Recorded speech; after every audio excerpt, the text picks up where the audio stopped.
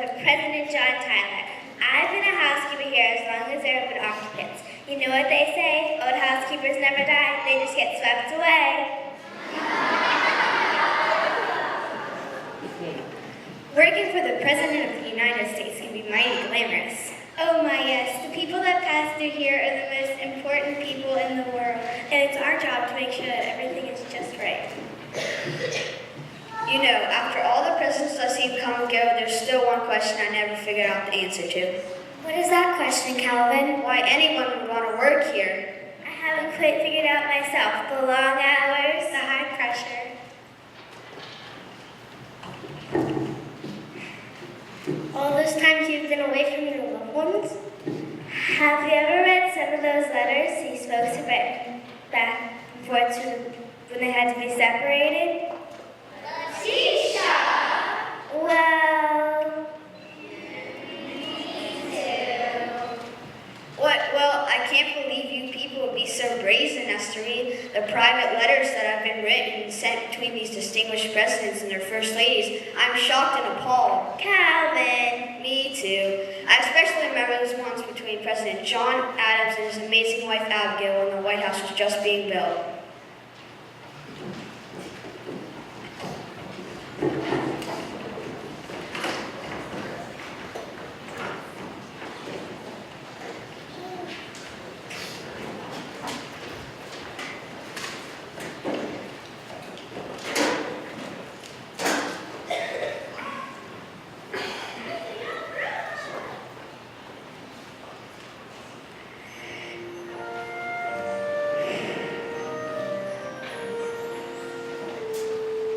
Dear Abby, I guess by now you know that I'm the president.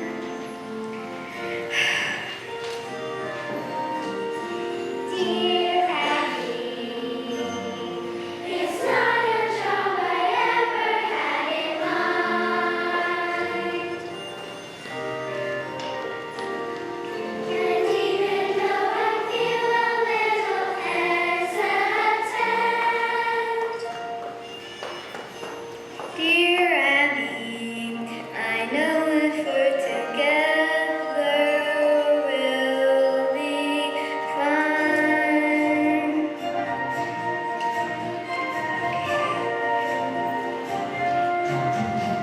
Dear John, I guess by now you know that you're the president.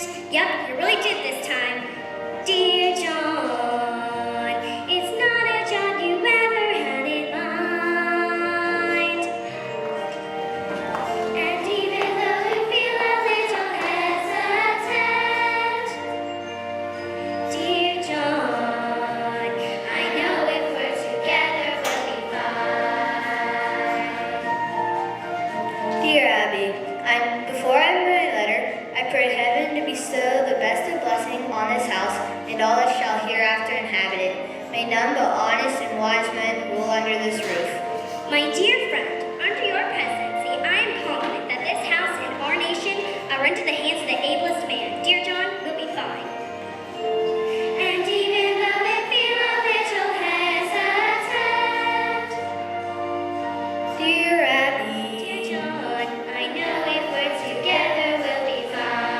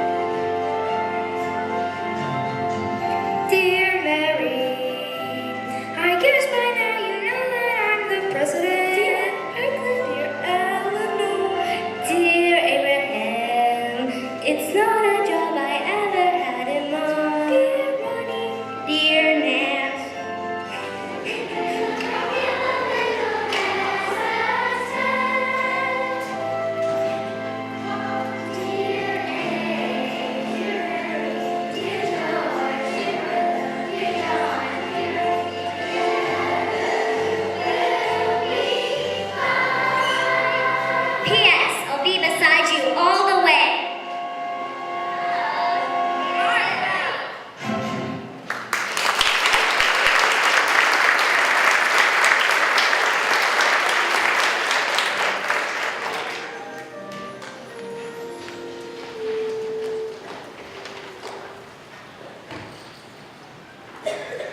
Abby and John had to write a lot of letters to each other because John was busy setting the government out. You know, if it wasn't for people like George Washington and John Adams, we might be still living for kings and queens instead of presidents. You're right, Calvin. Our Constitution says the office of president is one of the 3 branches of government, and George Washington was elected our first president.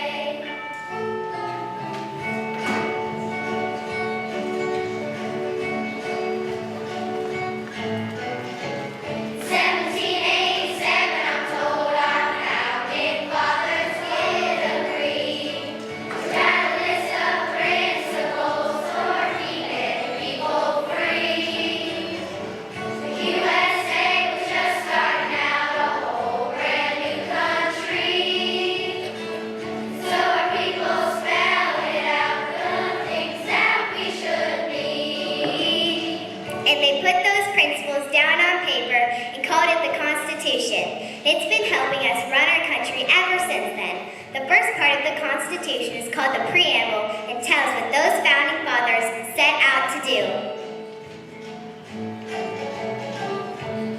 We the people, in order to form a more perfect union, establish justice and ensure domestic tranquility. Provide for the common defense, promote the general welfare, secure the blessings of liberty, to ourselves and our posterity, to ordain and establish this Constitution for the United States of America. 1787, I'm told our founding fathers all sat down, wrote a list of principles that's known the world around. USA was just starting out, a whole brand new country, and so our people spelled it out, the things that we should be. Dory, how does the preamble go? I'm glad you asked, George. We the people, in order to form a more perfect union, establish justice and ensure domestic tranquility. Provide for the common defense, promote the general welfare, secure the blessings of liberty, to ourselves and our posterity, to ordain and establish this Constitution for the United States of America. For the United States of America.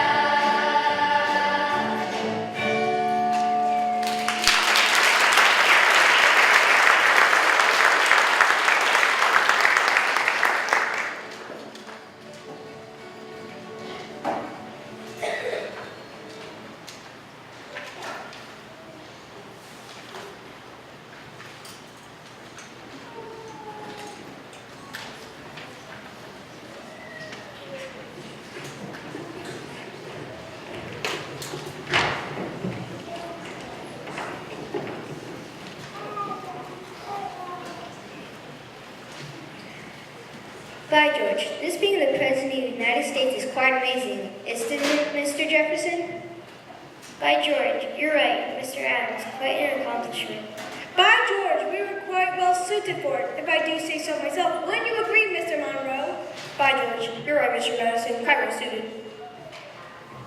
By George. Enough with the by George already. I'm standing right here in front of you. But surely you must agree, Mr. Washington, that humble though we may be, it takes a remarkable man to become the President of the United States of America. Throughout our history, we have always found remarkable men to fill this job. And they've done it all by themselves.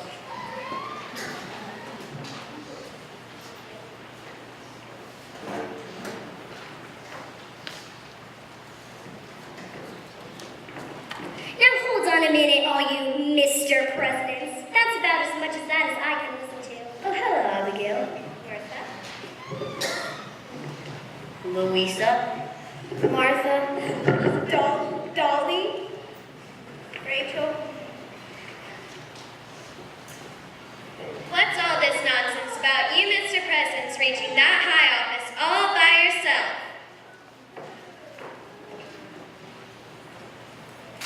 That's right. Great as you are, not one of you could have got there without the help of a remarkable First Lady to serve as an advisor. Hostess, counselor, ambassador, and more. Who took care of everything at Mount Vernon when you were off fighting the Revolutionary War? Who packed everything in our home and hauled it all over the world so that our family could be together when you were on the road for years at a time? Who rescued the paintings from the White House when the whole place is going up in